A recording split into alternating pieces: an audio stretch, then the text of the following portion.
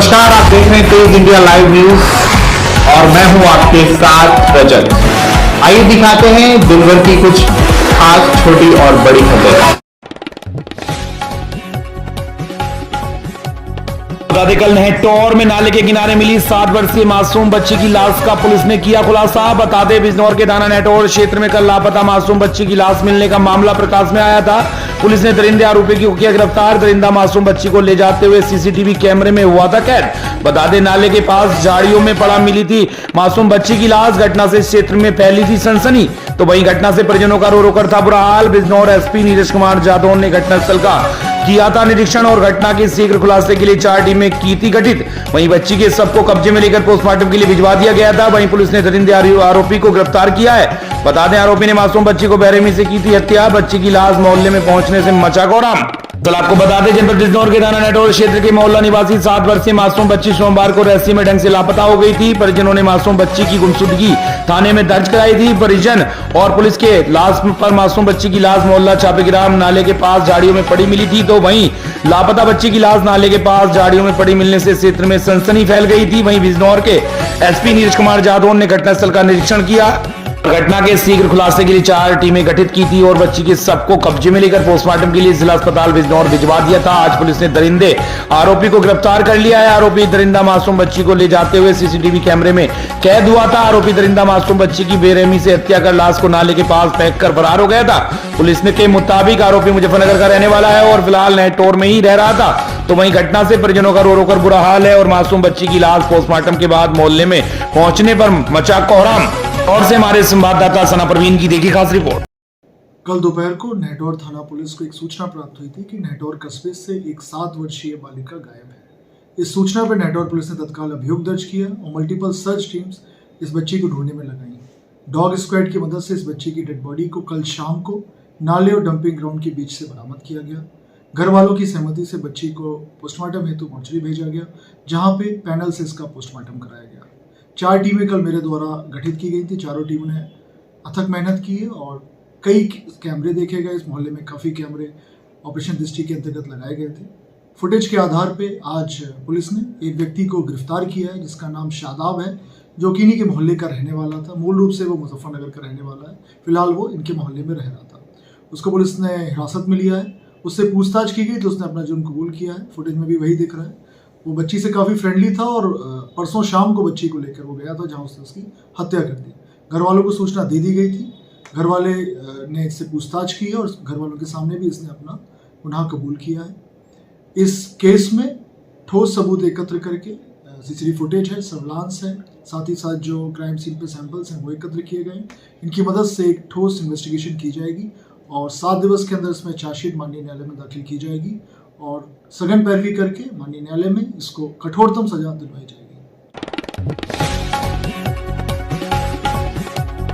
बता दें, खबर जनपद बिजनौर के चांदपुर से, जहां चांदपुर पुलिस ने आधा किलो से अधिक चरस के साथ 3 लोगों को पकड़ने का दावा किया है। पुलिस ने मुखबिर की सूचना पर 3 लोगों को गिरफ्तार किया है। पुलिस तीनों को पकड़कर थाने ले आई। पकड़े गए आरोपियों में से एक चांदपुर व 2 मवाना थाना क्षेत्र के हैं। पुलिस ने तीनों व्यक्तियों का चालान कर जेल भेज दिया है। बता दें, दरअसल जनपद बिजनौर के चांदपुर थाना क्षेत्र में चांदपुर पुलिस को बड़ी कामयाबी मिली है। पुलिस ने मुखबिर की सूचना पर आधा किलो से अधिक चरस के साथ 3 व्यक्तियों को पकड़ा है। पुलिस जब बास्टा क्षेत्र में गश्त कर रही थी तो उन्हें मुखबिर की सूचना मिली कि गांव नौरंगपुर के पास कुछ लोग चरस बेचने की फिराक में लगे हुए हैं। पुलिस मुखबिर के बताए ठिकाने पर पहुंच गई। पुलिस टीम ने दूर से देखा तो वहां 3 लोग आपस में बातचीत कर रहे थे। पुलिस उनकी और धीरे धीरे बढ़ने लगी। पुलिस को अपने नजदीक आता देख तीनों व्यक्ति तेज तेज चलने लगे।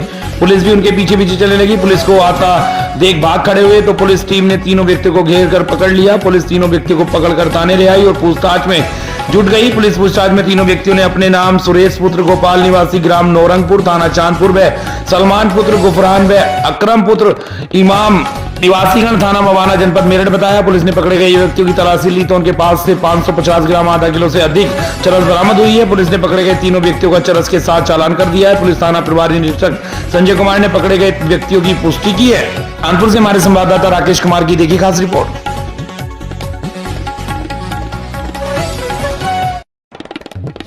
को बता दें, बिजनौर के कलेक्ट्रेट में पहुंचे कांग्रेस के नेता और कार्यकर्ताओं ने बीएचयू की छात्रा के साथ हुए गैंगरेप मामले को लेकर प्रदर्शन किया और राज्यपाल को प्रेषित ज्ञापन जिलाधिकारी को सौंपा और अपराधियों के खिलाफ कड़ी कार्रवाई की मांग की है। दरअसल आपको बता दें, जनपद बिजनौर के कलेक्ट्रेट में पहुंचे कांग्रेस के नेता और कार्यकर्ताओं ने बनारस में बीएचयू की छात्रा के साथ हुए गैंगरेप मामले को लेकर प्रदर्शन किया और राज्यपाल को प्रेषित ज्ञापन जिलाधिकारी अंकित अग्रवाल को सौंपा है और अपराधियों के खिलाफ कड़ी कार्रवाई की मांग की है। वहीं कांग्रेस के जिलाध्यक्ष शेरवाज पठान ने कहा कि बनारस में बीएचयू की छात्रा के साथ गैंगरेप मामले को लेकर हम आज कलेक्ट्रेट पहुंचे और अपराधियों के खिलाफ सख्त कार्रवाई की मांग की है और कहा कि कितने दुख की बात है कि अपराधियों के खिलाफ एफआईआर दर्ज होने के बावजूद भी अभी तक आरोपियों की गिरफ्तारी नहीं हुई है और आरोपी गैंगरेप करने वाले बीजेपी के सदस्य हैं। बिजनौर से हमारे संवाददाता गुड्डू भारती की देखी खास रिपोर्ट।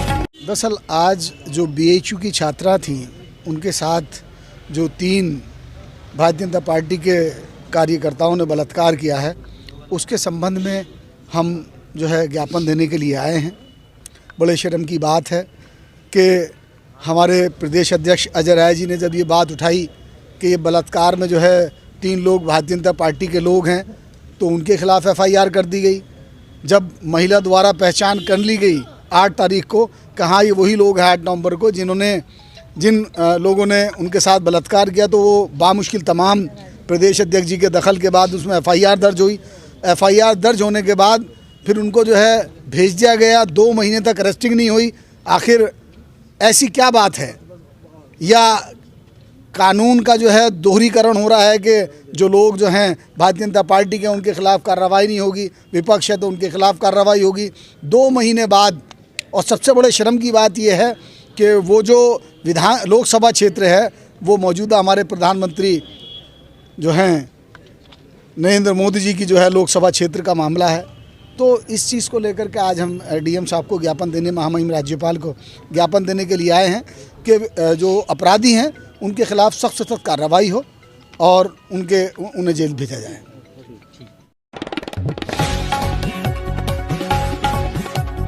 आपको बता दें, इस वक्त की बड़ी खबर जनपद मुजफ्फरनगर से, जहां खाकी हुई दागदार दरोगा ने 4 वर्षों तक युवती को ब्लैकमेल कर किया रेप। बता दें, दरोगा की ब्लैकमेलिंग से तंग आकर युवती ने लगाई इंसाफ की गुहार। जी हां, बता दें, उत्तर प्रदेश के जनपद मुजफ्फरनगर में खाकी को शर्मसार करने का एक मामला प्रकाश में आया है। पीड़ित युवती के अनुसार दरोगा ने युवती के पिता को जेल भेजने की धमकी देकर उसका वर्षों तक शारीरिक शोषण किया और उसके अश्लील फोटो भी लिए। अब दरोगा युवती को फोन पर मैसेज कर लगातार मिलने के लिए बुला रहा है। युवती द्वारा मिलने से मना करने पर दरोगा लड़की के अश्लील फोटो वायरल करने की धमकी दे रहा है। सोमवार को वरिष्ठ पुलिस अधीक्षक मुजफ्फरनगर से भोपा थाना क्षेत्र के ग्राम सीकरी निवासी युवती द्वारा तहरीर देते हुए बताया गया कि मैं अनुसूचित जाति की युवती हूं। वर्ष 2019 में थाना भोपा में सीकरी चौकी पर अजय सब इंस्पेक्टर आया था।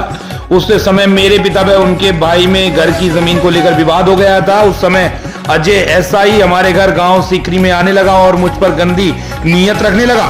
एक दिन वह दोपहर को हमारे घर आया। उस समय हमारे घर पर कोई नहीं था और मुझे जांच के बहाने अपनी गाड़ी में ले गया और जंगल में रास्ते ले जाकर मेरे साथ जबरदस्ती रेप किया। जब मैंने इसका विरोध किया तो दरोगा ने मुझे धमकी दी कि तुझे मैं तेरे परिवार को झूठे मुकदमे में जेल भेज दूंगा। देखना होगा इस मामले में उच्च अधिकारी द्वारा क्या कार्रवाई की जाएगी। मुजफ्फरनगर से हमारे संवाददाता भीषम सिंह चौहान की देखी खास रिपोर्ट। जांच के लिए मम्मी पापा घर पे नहीं थे, वो मुझे लेके गया जांच के बहाने, ले जाके गलत काम किया गाड़ी में चौकी पे। और सन 2019 से अब तक लगातार डरा धमका के शोषण करता आ रहा है और बोलता था कि अगर किसी को बताया घर वालों को मार दूंगा, झूठे केस में फंसा दूंगा।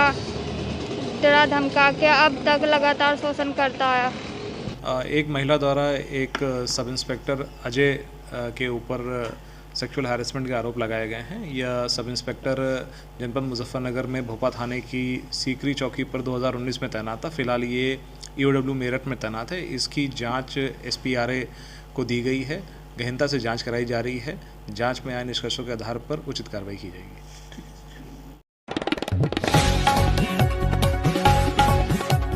आपको बता दें, खबर उत्तर प्रदेश के जनपद बदायूं के ब्लॉक कादर चौक के गांव ग्राम पंचायत भेगटा डंबर नगर में सफाई कर्मचारी करीब 6 महीने से नहीं आया है, जिसके कारण गांव की गलियों में गंदगी के ढेर लगे हुए हैं। सड़कों पर पानी दौड़ रहा है, जिसके कारण बच्चों और बुजुर्गों को सभी को परेशानी का सामना करना पड़ रहा है। छोटे छोटे बच्चे जब स्कूल को जाते हैं तो पानी में गिर जाते हैं, सारे कपड़े खराब हो जाते हैं, सर्दी में नहा नहीं पाते। ग्रामीणों ने कई बार प्रधान से शिकायत भी की है, लेकिन अभी तक कोई सफाई कर्मचारी नहीं आया, जिसके कारण ग्रामीणों को काफी दिक्कत का सामना करना पड़ रहा है। बदायूं से हमारे संवाददाता सोमवीर सिंह यादव की देखी खास रिपोर्ट।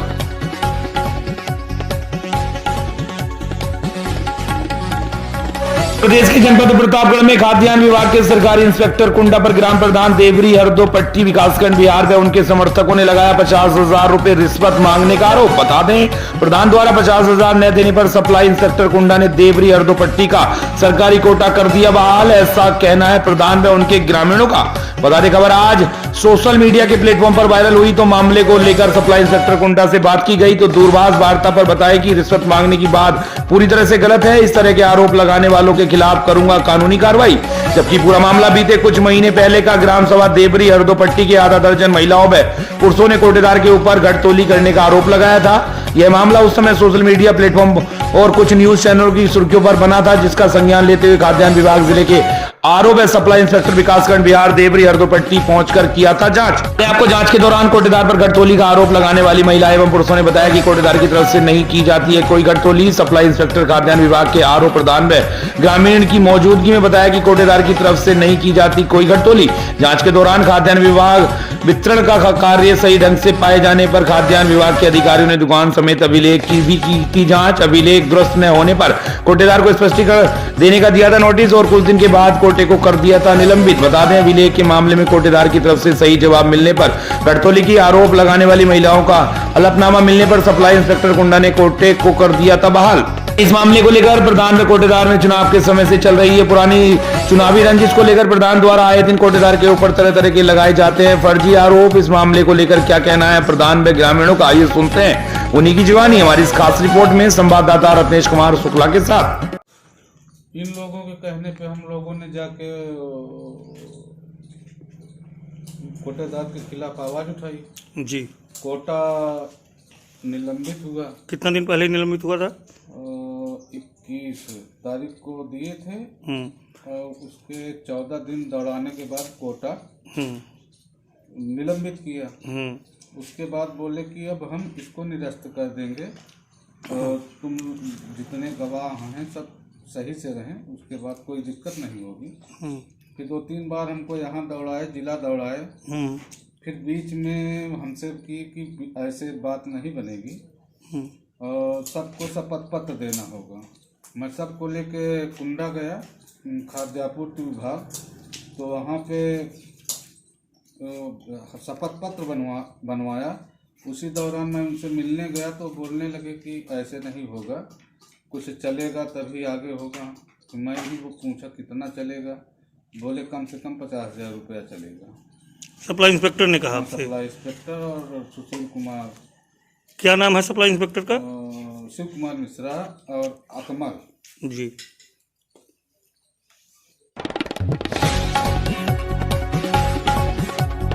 खबर उत्तर प्रदेश के जनपद बलरामपुर से, जहां बलरामपुर जिले के विकसित खंड केसरी के ग्राम पंचायत मोतीपुर कुड़ोहा में भारत के प्रधानमंत्री नरेंद्र मोदी के विकसित भारत संकल्प महाअभियान को केसरी ब्लॉक की ग्राम पंचायत मोतीपुर कुड़ोहा में विकसित भारत संकल्प यात्रा कार्यक्रम में मुख्य अतिथि के रूप में भारतीय जनता पार्टी के विधान परिषद सदस्य व पूर्व मंत्री साकेत मिश्र व ब्लॉक प्रमुख पचपेड़वा मनोज कुमार तिवारी ने प्रधानमंत्री आवास योजना, प्रधानमंत्री किसान योजना, आयुष्मान कार्ड, निपुण भारत से लाभान्वित योजनाओं से लोगों को प्रमाण पत्र वितरित किए। सरकार की विभिन्न योजनाओं की विस्तार से जानकारी दी। इस अवसर पर प्रधान मोतीपुर कोहड़ा विनय कुमार त्रिपाठी, सचिव गिरजा शंकर, मनोज कुमार गौतम, विनय प्रताप सिंह, सशस्त्र मिश्र, मनीष शुक्ला, बलरामपुर अनूप सिंह उर्फ गुड्डू भैया, अमित तिवारी, डीपी तिवारी, प्रधान प्रतिनिधि जैतापुर आदि लोग उपस्थित रहे। बलरामपुर से हमारे संवाददाता अजय कुमार गौतम की देखी खास रिपोर्ट।